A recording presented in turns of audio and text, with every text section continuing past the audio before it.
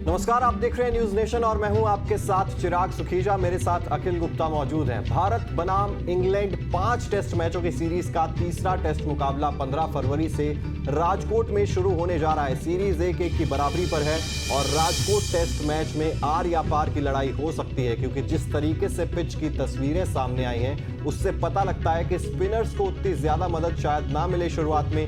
तेज गेंदबाजों को भी यहां पर मदद मिलेगी। बेसबॉल वर्सेस बेसबॉल का ये चैलेंज हो सकता है, लेकिन क्या इंग्लैंड की रणनीति के हिसाब से ही इंडिया खेलने की कोशिश कर रही है? क्या उन्हीं की रणनीति पर चलते हुए टीम इंडिया भी बल्लेबाजी करेगी? क्या टीम इंडिया भी अब बेसबॉल वाला रुख अपनाने वाली है? इसी पर चर्चा करेंगे। अखिल, सबसे पहला सवाल तो यही है कि ऐसी सपाट सी विकेट देने का क्या मतलब निकल कर सामने आ रहा है? मैं तो खुश हूँ कि विकेट सपाट है यार, अच्छी बात है ना, क्योंकि आप हैदराबाद में देखें, वाइजैक में देखें, हम हमेशा बात करते हैं कि इंडिया में मैच हो रहा है तो यार अश्विन 10 विकेट ले जाएगा, जडेजा 12 विकेट ले जाएगा, अक्षर पटेल खेलेंगे तो 9 विकेट ले जाएंगे। स्पिन फ्रेंडली विकेट है, इंडिया आसानी से जीतेगा। आप हैदराबाद में मैच हारे, वाइजैक में मैच आप हारते हारते बचे, आप भले 106 रनों से मैच जीते हैं, लेकिन फ्रेंडली स्पिन फ्रेंडली विकेट नहीं था। अब राजकोट में भी सपाट विकेट मिलने वाला है, यानी कि तेज गेंदबाजों के लिए थोड़ी सी भूमिका रहेगी, थोड़ा रोल रहेगा उनके लिए, जो कि टेस्ट क्रिकेट के हिसाब से बहुत अच्छी बात है। टेस्ट क्रिकेट के हिसाब से अच्छी बात है, लेकिन दोनों तरफ अगर हम देखेंगे तो तेज गेंदबाजों में जब मार्कवुड खेले थे उनको भी उतनी ज्यादा मदद नहीं मिली थी, एंडरसन खेले तो उन्हें मदद मिली थी।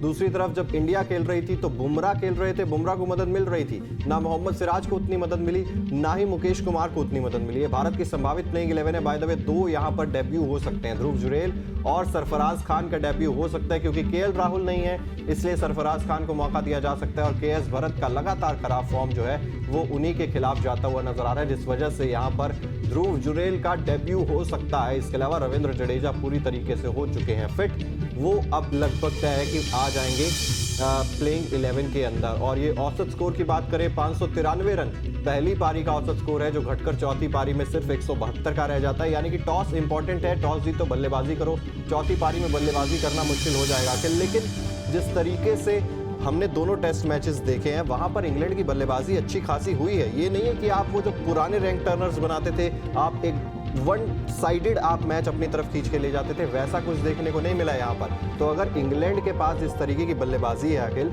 चैलेंज तो आपको इस टेस्ट मैच में मिलेगा जिस तरीके की पिच दिख रही है। यार बल्लेबाजी इंग्लैंड की अच्छी हुई है, लेकिन वही है ना कि 2-3 बड़े बड़े नाम अच्छे रहे हैं। जैसे ओली पॉप पहले मैच में अकेले चल गए थे, दूसरे मैच में आप देख लीजिए टीम का कंट्रीब्यूशन था, सभी खिलाड़ियों को स्टार्ट मिला, एक बड़ी पारी नहीं खेल पाए।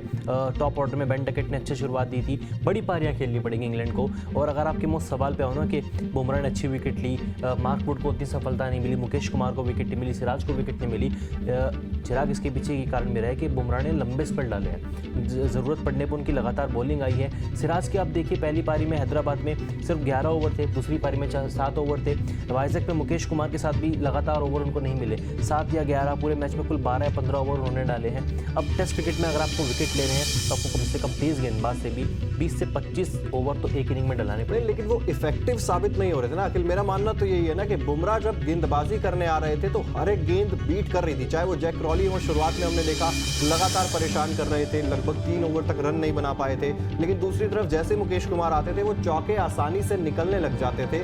मुकेश कुमार को मेरे हिसाब से मुझे लगता है इसीलिए ज्यादा गेंदबाजी नहीं दी गई थी, क्योंकि उतने ज्यादा इफेक्टिव साबित हुए भी नहीं थे। और यहाँ पर अगर आप वो जो मेजर करेंगे ना, दोनों जो पिचेस मिली थी उससे तो मेरे हिसाब से ज्यादा ही बढ़िया ये पिच नजर आ रही है।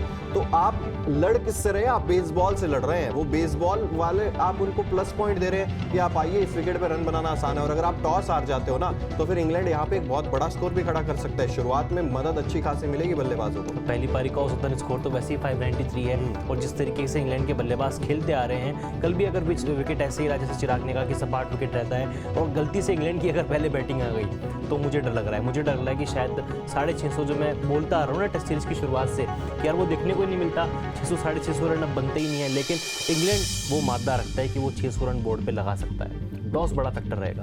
बिल्कुल, टॉस बड़ा फैक्टर रहने वाला है। इसके अलावा स्पिनर्स को भी अगर हम कंपेयर करने की कोशिश करें, यहाँ पर आप देखेंगे Ravindra Jadeja most probably playing 11 में आ ही जाएंगे। उसके अलावा रविचंद्रन अश्विन है, अक्षर पटेल शायद नहीं खेलेंगे क्योंकि कुलदीप यादव प्रेस कॉन्फ्रेंस करने आ गए थे, तो इस बात से शायद आप वो संदेश ले सकते हैं कि वो प्लेइंग 11 का भी हिस्सा होंगे। दूसरी तरफ शोएब बशीर को बाहर कर दिया गया है इंग्लैंड ने और उनकी जगह मार्कवुड को लेकर आए हैं। रेहान अहमद होंगे, जो रूट भी गेंदबाजी करेंगे और टॉम हार्टले वहां पर नजर आएंगे आपको। तो स्पिन में अनुभव उतना ज्यादा नहीं है अखिल उनके पास, लेकिन फिर भी जितना उन्होंने प्रदर्शन करके दिखाया है यंगस्टर्स ने, बहुत ज्यादा प्रभावित किया है। इंडियन बल्लेबाजों को परेशान करते हुए नजर आए हैं इंग्लैंड के स्पिनर्स। आप देख लीजिए ना, पहले 2 मैच में 33 विकेट इंग्लैंड के स्पिनर्स के नाम है और हमारे स्पिनर्स ने कुल 23 विकेट लिए हैं, जो कि दिखाता है कि उनके यंगस्टर्स अच्छी बॉलिंग कर रहे हैं इंडिया में आके।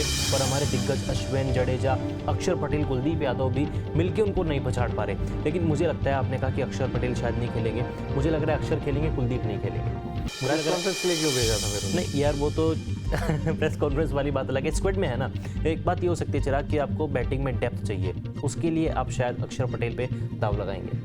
बिल्कुल, बैटिंग में डेप्थ चाहिए, लेकिन क्योंकि हाँ, हालांकि बनता मेरे हिसाब से भी यही था कि आप अक्षर पटेल को लेकर आइए, बैटिंग में डेप्थ ले लीजिए। लेकिन कुलदीप यादव क्योंकि प्रेस कॉन्फ्रेंस में आ गए, इस वजह से शायद ये अंदाज़ा लगाया जा रहा है कि कुलदीप यादव ही खेलते हुए नजर आएंगे। लेकिन अब उस चीज़ पर बात करने की सबसे ज़्यादा ज़रूरत है, जो चीज़ शायद सबसे ज़्यादा परेशान कर सकती है टीम इंडिया को। मिडल ऑर्डर, जहाँ पर अनुभव के नाम पर वो 1 टेस्ट मैच है, 0 टेस्ट मैच है, और इसी तरीके से वो जो 0-0 वाले शायद 2 होंगे, 1 वाला 1 होगा, रजत पाटीदार होंगे वहाँ पर। लेकिन अनुभव नहीं है टीम इंडिया के पास। ये चीज़ क्या सबसे ज़्यादा परेशान कर सकते हैं इस टेस्ट मैच में? इंडिया की बी टीम ये कहना गलत नहीं होगा, क्योंकि बड़ी लंबे टाइम बाद हम ऐसा देखते हैं कि विराट कोहली नहीं है, केएल राहुल नहीं है, श्रेयस अय्यर नहीं है, पुजारा रहाणे तो पहले से ही टीम में स्क्वाड का हिस्सा नहीं थे। लेकिन रोहित शर्मा के लिए एक इंडिया की बी टीम हो गई है। अब जिम्मेदारी रोहित शर्मा की बढ़ जाती है, क्योंकि ठीक है आप कप्तानी कैसी भी करें, मायने रखता है, लेकिन बल्ला आपका चलना बहुत ज़रूरी है। मिडिल ऑर्डर के पास बिल्कुल एक्सपीरियंस नहीं है।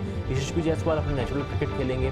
गिल का 100 आया है आखिरी पारी में वाइजैक की, लेकिन उससे पहले वो भी लय में नहीं थे। और 100 के दम पर अब कह नहीं सकते कि वो एक अच्छी फॉर्म में है या फिर वो रन बनाएंगे। तो यहाँ पे मैटर करेगा रोहित शर्मा की बल्लेबाजी। रोहित शर्मा की बल्लेबाजी तो मैटर करेगी। अब वो पारियां आई थी, लेकिन जुलाई 2023 में वो आखिरी अर्धशतक आया था टेस्ट क्रिकेट में उनके नाम, जो वेस्ट इंडीज़ में उन्होंने लगाया था। उसके बाद से अभी तक 50 आई नहीं है। 24, 39, 14, 13 ये 4 स्कोर्स रोहित शर्मा के हैं पिछले 2 टेस्ट मैचेस में। उतना ज़्यादा प्रभावित नहीं किया है बल्ले के साथ। लेकिन उसके अलावा जब विराट कोहली आपके पास नहीं है, आपके पास श्रेयस अय्यर नहीं है, आपके पास केएल राहुल नहीं है, तो यंगस्टर्स के ऊपर बहुत ज़्यादा प्रेशर आने वाला है। हालांकि फॉर्म सभी की अच्छी है। ध्रुव जुरेल ने बहुत अच्छा डोमेस्टिक सीजन अभी खेल कर आए हैं, सरफराज खान बहुत अच्छा खेल कर आए हैं, रजत पाटीदार के बल्ले से भी बहुत सारे रन्स निकले हैं, और जो देवदत्त पडिक्कल को अनाउंस किया है उन्होंने रिप्लेसमेंट के तौर पर, उनके बल्ले से भी बहुत अच्छे रन्स निकले। 4 शतक उन्होंने डोमेस्टिक में अभी लगाए हैं। तो एक फॉर्म जो है, फॉर्म बहुत अच्छा है सभी बल्लेबाजों का, लेकिन एक्सपीरियंस दूसरी तरफ अगर आप देखेंगे तो वहाँ नहीं है। इंग्लैंड के लिए भी एक जो समस्या है वो जो रूट का फॉर्म रहेगा ही रहेगा। जो रूट जॉनी बेस्टो, वो उतने ज़्यादा रन्स उनके बल्ले से आए नहीं है। जहाँ पे कमज़ोर कड़ी दिखती है वहाँ पे हथौड़ा मारना ज़रूरी है। बट फिर भी उनके पास एक्सपीरियंस तो है खेलने का। स्टार्ट भी उनको अच्छा मिला, ऐसा नहीं कि स्टार्ट नहीं मिला। जॉनी बेस्टो को ऑलमोस्ट इस सीरीज़ की 4 पारियों में एक अच्छा स्टार्ट मिला है। 20, 30, 45 उन्होंने किए हैं, बड़ी पारी में नहीं खेल पाए। जहाँ तक बात है जो रूट की, तो उस जैसे प्लेयर के बारे में आउट ऑफ फॉर्म कहना मुझे अच्छा नहीं लगता, क्योंकि यार ऑलमोस्ट 140 टेस्ट मैच खेल चुके हैं। कब ये बंदा फॉर्म में आ जाए कुछ नहीं कह सकते। एक्सपीरियंस इतना ज़बरदस्त है। और रही बात इंडियन टीम की, आपके पास ऑप्शन ही नहीं है। जब आपके पास ऑप्शन ही नहीं है तो फिर ये मैटर ही नहीं करता कि 1 मैच है, 0 मैच है, आपको काम चलाना है। और अभी काम चलाने वाली स्थिति है कि अगले मैच में तो केएल राहुल भले ही आ सकते हैं चौथे मैच में, लेकिन फिलहाल आपको काम चलाना है, चलाइए। काम चलाने की भी बात है। और अखिल, दूसरी तरफ अगर आप देखेंगे ना, तो आपने बड़े डिसीजंस क्यों नहीं लिए, इस चीज़ की भी हमें समझ में नहीं आती। आपने क्यों नहीं चेतेश्वर पुजारा की तरफ रुख किया, जब आपको पता था कि विराट कोहली हमारे पास नहीं है, केएल राहुल फिटनेस उतनी ज़्यादा नहीं है, रविंद्र जडेजा का भी नहीं हमें पता चल पा रहा था, श्रेयस अय्यर को भी आपने देखा कि इंजरी हुई है या आपने ड्रॉप किया है। तो आप लगातार इनएक्सपीरियंस की तरफ ही गए हैं। आपने कोशिश ही नहीं की कि एक ऐसा खिलाड़ी डाल दिया जाए जो लगातार इंडिया के लिए पिछले कुछ समय से टेस्ट मैचेस खेलता आ रहा हो। तो क्या ये चीज़ भी भारी पड़ती है हमें? हम इतने बड़े डिसीजंस क्यों नहीं ले पा रहे हैं? हम क्यों एक खिलाड़ी को स्टिक करके रख देते हैं? और अब तो ये बात भी आ रही थी कि खिलाड़ी जाएं डोमेस्टिक क्रिकेट खेलें फिर ही इंडिया के बारे में सोचें। अब वो तो डोमेस्टिक क्रिकेट भी खेल रहे हैं, फिर भी आपने उनको नहीं लिया। शायद अब थिंक टैंक अलग हो चुका है कि अब फ्यूचर के बारे में सोचा जा रहा है कि पुजारा रहने से अब आगे बढ़ा जाए। हालांकि मैं इसके फेवर में नहीं हूँ। मैं बार बार कहता हूँ कि आपको नवंबर दिसंबर में ऑस्ट्रेलिया टूर पे जाना है और अगर आपको वहाँ पे जीतना है, चिराग जीत की हैट्रिक लगानी है, तो आपको पुजारा को लेकर जाना पड़ेगा।